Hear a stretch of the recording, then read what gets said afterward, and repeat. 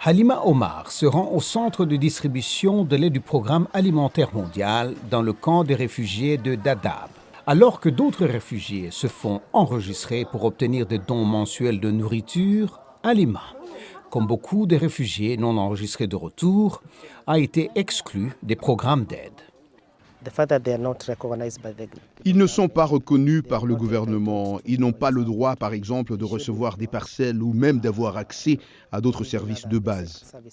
Selon les agences humanitaires, le retour des réfugiés est une question récurrente. Cette fois-ci, ils ne peuvent pas se faire réenregistrer en tant que réfugiés car le Kenya a interdit l'enregistrement de nouveaux réfugiés dans le camp de Dadaab pour des raisons de sécurité. Ceux qui ont été rapatriés vers 2017 sont pour la plupart venus vers 2012 pendant la grande sécheresse d'il y a une dizaine d'années. Donc ça veut dire qu'il y a toujours ces cycles de sécheresse qui sont récurrents. Ils se produisent tous les 9 à 10 ans. Généralement, ils viennent et restent pour une période de 3 à 4 ans jusqu'à ce qu'ils puissent repartir quand la situation s'améliore.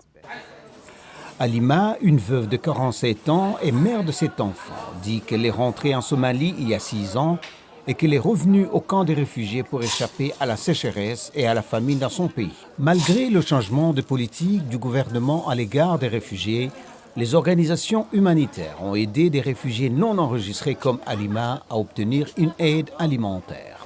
Ils reçoivent des jetons qu'ils échangent contre la nourriture. À vrai dire, la vie est dure ici. Je dois faire des travaux manuels dans le camp, comme laver des vêtements pour les gens, afin de pouvoir subvenir aux besoins de mes enfants. Aujourd'hui, je suis si heureuse. La nourriture que j'ai collectée va beaucoup m'aider.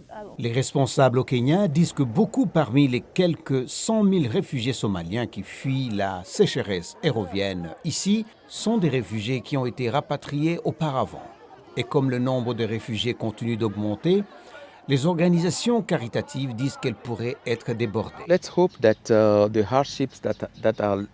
Espérons que les difficultés qui conduisent à tous ces mouvements de population diminuent et espérons que cette année, les pluies seront plus abondantes, que les gens ne traverseront pas la frontière à cause du conflit de l'autre côté, afin que nous puissions nous concentrer et apporter notre soutien dans de meilleures conditions à ceux qui sont déjà ici, jusqu'à ce qu'ils puissent retourner dans leur pays.